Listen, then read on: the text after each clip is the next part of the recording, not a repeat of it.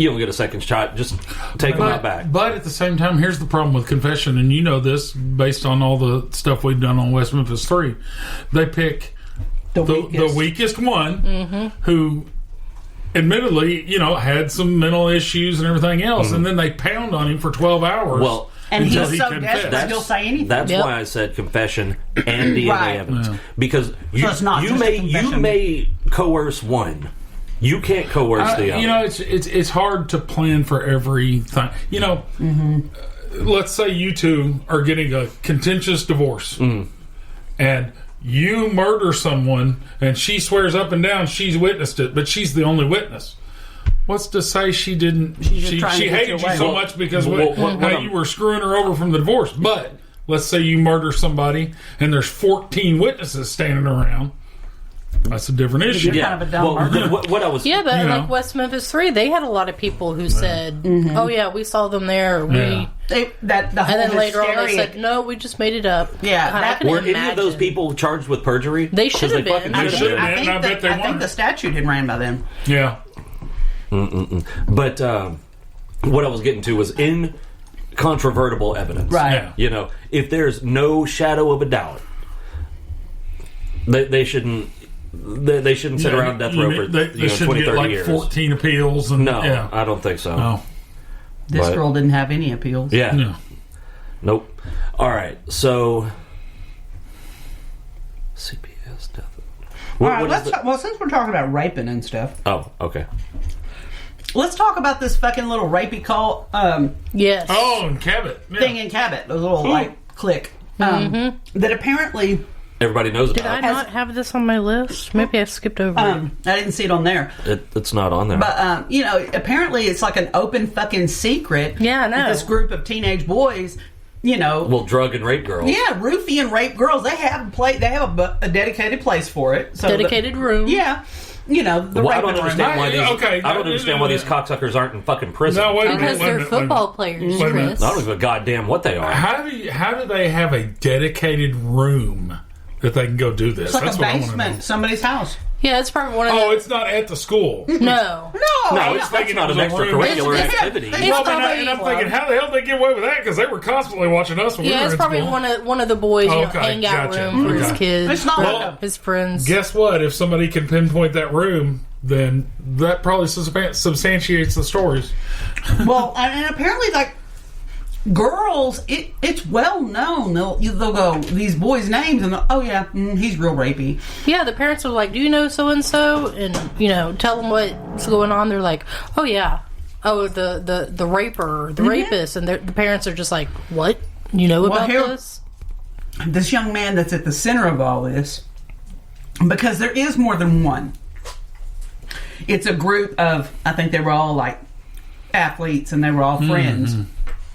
The one at the center, he's 18 now. Mm-hmm. Well, so here's the thing. If you are covering for somebody like that because they're an athlete or whatever the fucking excuse is, you should be charged as an accessory.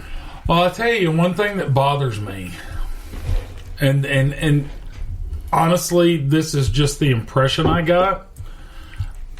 The superintendent of the schools talked about in a statement investigating and everything else, but he seemed to be very biased towards the perpetrators and their parents. I got that. Did you get that he feeling was not, too? He was like, and I understand he's trying to be, which is, I'm sure, but in with his the defense, number of claims, in his defense, I'm sure it's a hard line to walk. But yeah, because I read the statement he had made online before I knew what was going on. So at that point, I was like, "Ooh, what's happening right now?" I figured it had something to do with the teacher at the time. Yeah, because that's such a thing. Yeah, I read it too, and I read it after I knew what was going on, so that may have colored my perception of his remarks some. But I thought, what did he say? He basically was like, this needs to be prosecuted, blah blah blah blah blah.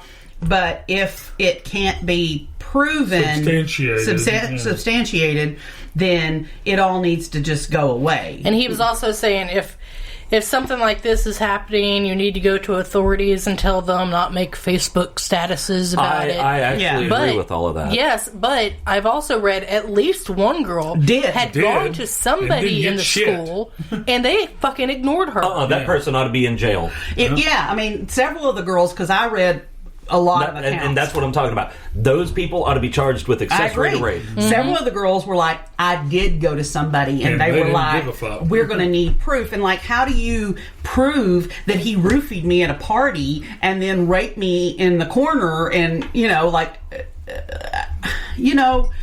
while I understand, don't get me wrong, people who make false rape allegations are gross as fuck. And honest to God, if you make a false murder, rape, anything, absolutely, and it's proven that it's false, your ass needs to go to prison for that amount of time. Yes. Right, because you were completely fine with somebody trying to ruin somebody else's paying the price of something they didn't do because of whatever your agenda is. Whether So no, I am totally cool with that, because we need to have zero tolerance for these false claims, because we have to do something so that when they really happen, we believe them and we don't just brush it off.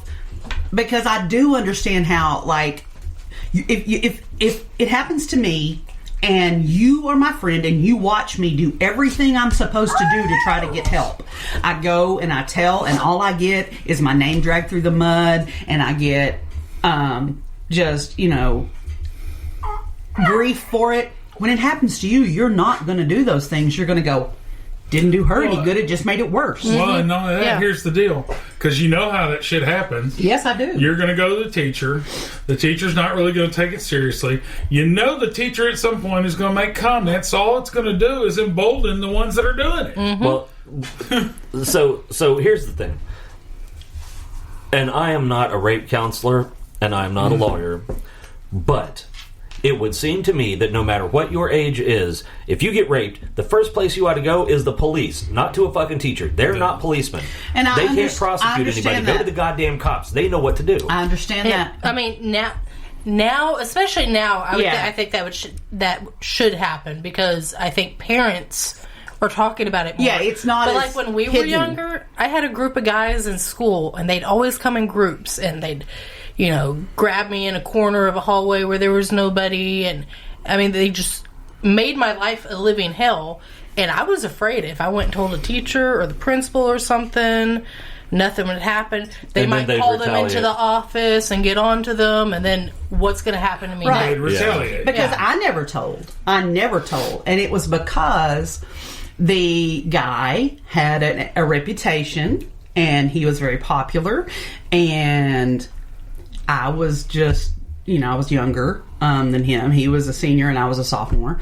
And I knew nobody was going to... And I was so embarrassed that...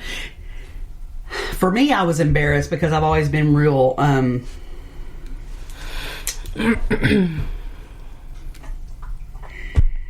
strong, I guess, for lack of a better word. Stubborn. I'm not a pushover. I'm not, all those things that are my identity, how I see myself. But in this situation, he was stronger than me, and I trusted him, and it got me in a vulnerable position, and he was able to take advantage of that. And I was more embarrassed that I felt like I let that happen to myself than I was of the act itself. Right. And I mean, that sounds really stupid in retrospect, but I would rather, and I mean, because some friends said, you've got to tell. And I was like, because his immediate thing when I did tell one person was to twist it and make me a slut. Right. And so I was like, I'd rather be a slut than a victim. And that was how I saw it. And so it was real different 20 or 30 years ago because we didn't have these discussions. And I think that's why these discussions are so important. Well, and 20, 30 years ago, 20 years ago they did. 30 years ago, I don't think they had rape kits. I don't even know. I mean, DNA evidence wasn't such a big thing. 20 years ago they did. Yeah. But 30, it was probably just starting. Yeah. I mean, they certainly fucking wouldn't have had it in Cabot, Arkansas. No. And and we didn't know the things like the first thing I did was go home and soak in the bathtub. Which destroyed every bit of evidence. But we didn't know that. Right. And the thing, like... Well, because like Ross said, the whole DNA collection procedure was just a budding thing in the CSI area. So, I think that's one reason these talks are so important, because our kids need to hear this. They need to hear how we feel about it. They need to hear that it's not a stigma. They need to hear that it's not a failing on their part. I was like, if I tell my dad's just going to say I'm a slut. And wow. He would have. And I would have been in trouble for being a skank, and like, great, now I've been victimized twice. See, for me, at the time, I was so quiet and shy and just wanted to be... If you can imagine left alone in the shadows so nobody sees me.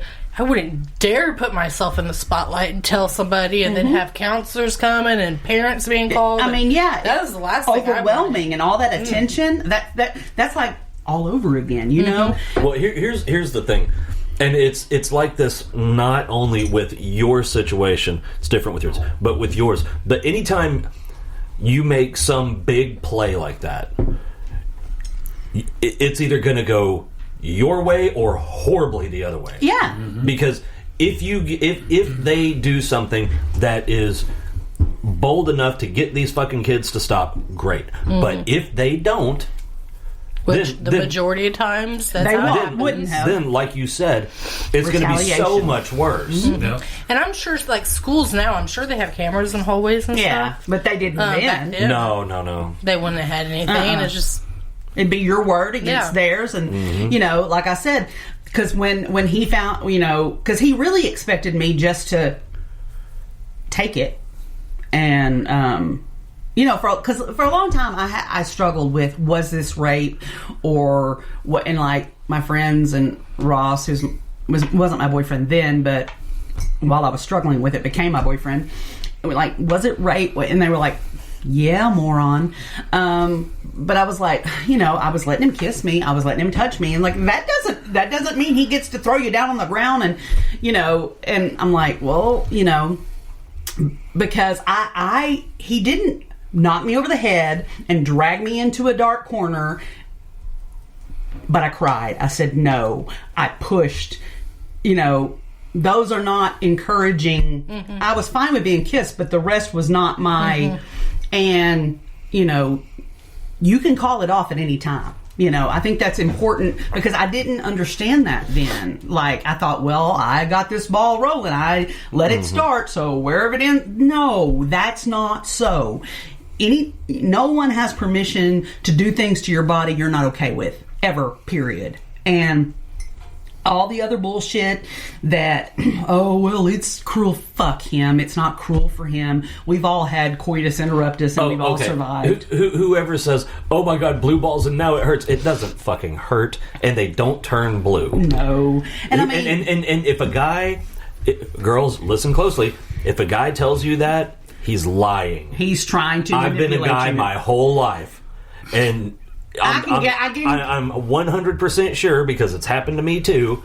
It doesn't hurt. He'll fucking survive. Well, I guarantee they don't swell up or any sexual bullshit person like that. Has had a situation where they're going and then something happens. Your kid beats on the and you have to shut it down. Shut it down. Yeah, and none of us died. And if his balls do swell up, he needs to go see a urologist. Yeah, he needs to seek medical help. Have you seen the preview for Promising Young Woman? Oh, yeah, that looks good. You need to watch that. Mm-hmm. From what I've got from the preview, something happened to her in college, rape or something. What's it on? It's a movie coming out. Yeah, the preview's on YouTube, I'm sure. Okay. And she goes back to this college, and they're like, I'm sure you I know what you're talking about now. And she goes to the club and acts like she's like pass out drunk, and these nice gentlemen take them. They're looking out her for back, and then she pops up, and they're like, whoa, thought you were drunk. And then, the one guy's like, what did he say? False claim or not false? Whatever he said. It's like how to ruin a guy's life. She's like, you want to know how to ruin a woman's life? Yeah, I was like, exactly. Yeah, I mean, so yeah, I anytime like movies, and these conversations are important because we never know who's listening, you know, and we never know what's being filed away. We need to make sure our girls and our boys understand that we have zero tolerance for this bullshit. Yeah, because it doesn't matter if it's a girl